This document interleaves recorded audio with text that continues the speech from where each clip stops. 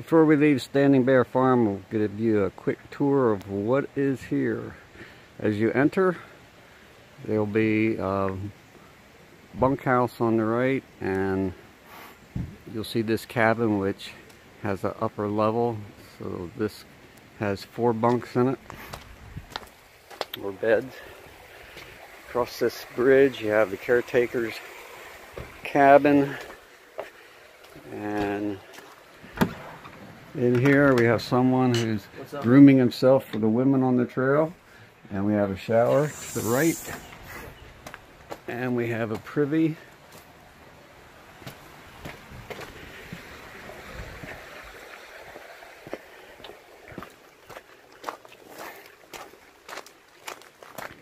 And then moving on down past the bunkhouse, you'll have a community kitchen area. You can cook and wash, microwave, pizza oven, and you can do wash in here. They have a dryer, but this is what you got to use to wash. They have no washing machine. And there is the beer that's locked up. And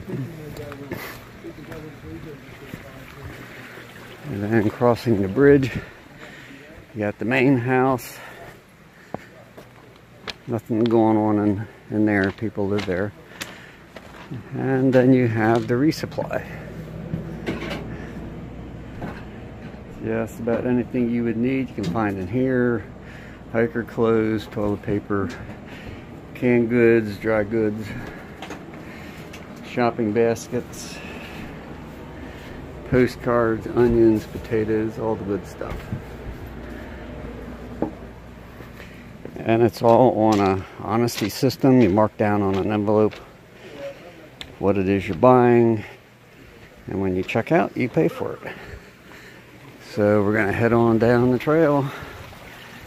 Got a long 15 miles to do today.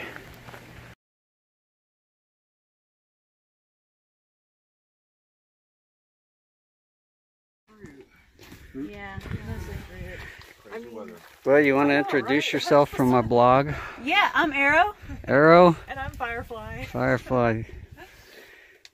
And what's the name of this gap or road? We're at Brown Gap right now, on the Tennessee-North Carolina border. One of the borders. Okay. Were you hikers before? Yeah. We thru hiked in 2016. So that was when the fires were burning? Yeah, there was one night we had to run from a fire. Yeah, we had a ranger come through camp, and she was like, you can either follow me out now, or you have to hike back 7 miles and go around. And we were like, okay, we'll come. Cool.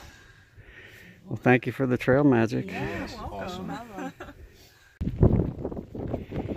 We're on the top of Max Patch, but really no views. It's been raining all day. It was just sleeting a while ago.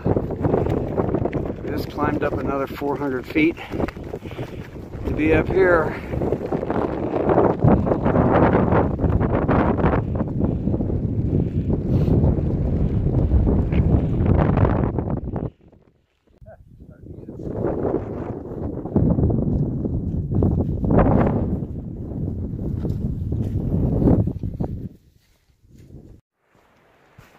Well, good morning everyone. It's March 31st. The sun is out. What a welcome change. Yesterday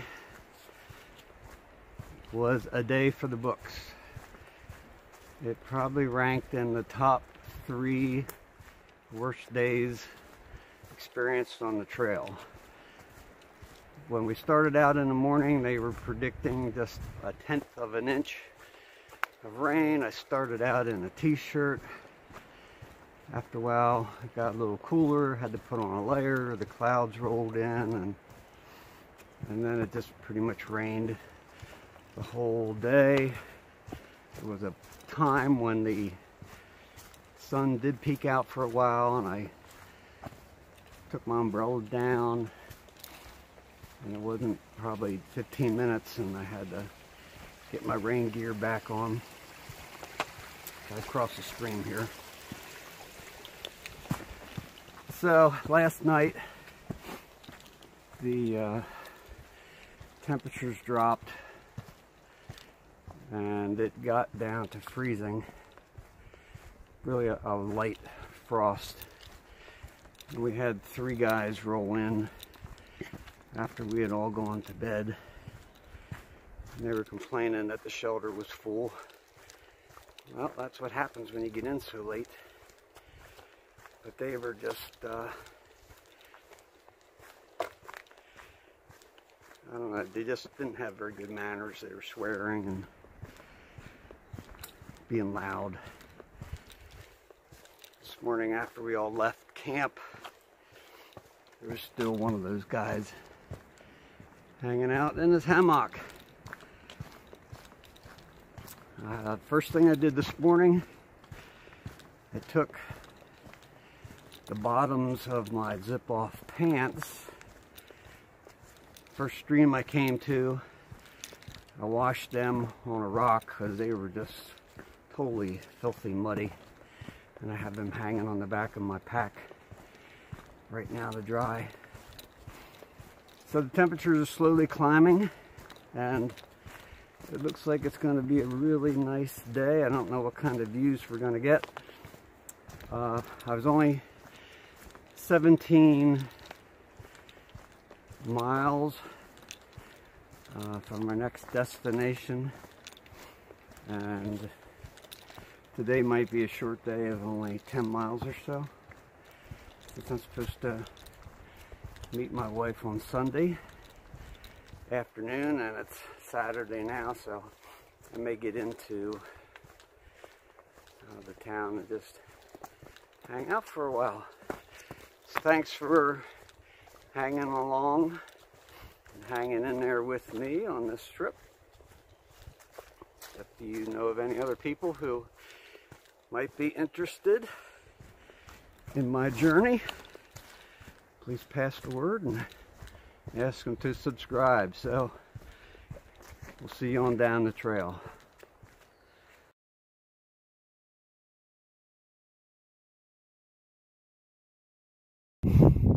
Right now it's 11 o'clock and I'm stopping at the Walnut Mountain Shelter, and this has to be one of the oldest and most primitive shelters on the AT. I've never seen boards worn like that.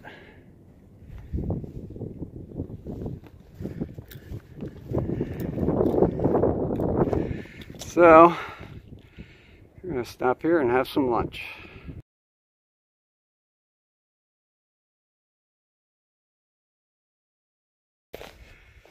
Thought I'd give you a little view of my trail this afternoon and of the mountains next to me. At 4:20 I got to the Deer Park Mountain Shelter. That's 14.7 miles today. It's only a little over 3 miles to get into Hot Springs tomorrow, which will be Easter Sunday. So I'm going to set up a campsite somewhere close to this water source and have a good night's rest.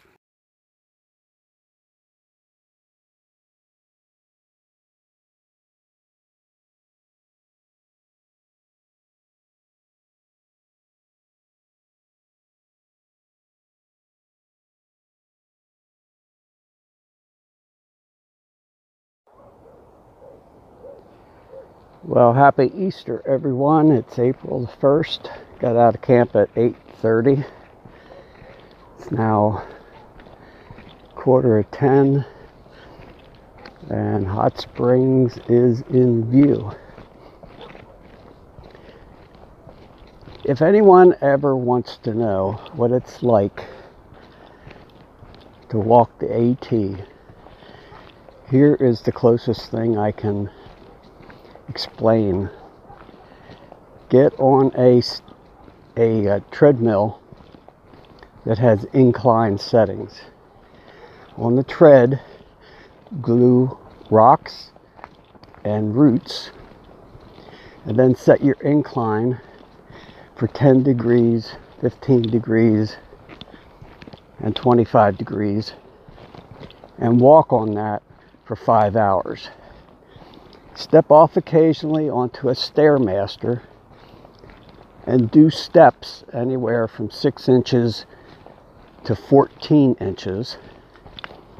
Get back off of your stair stepper and get back onto your treadmill and continue, because when you are climbing 3,000 feet in elevation, that's exactly what you're doing for over half of your day.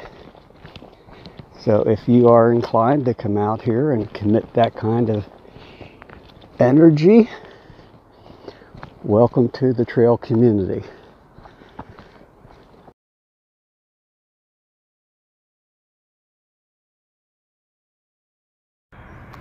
This is the view of downtown Hot Springs. Right before you go down the road.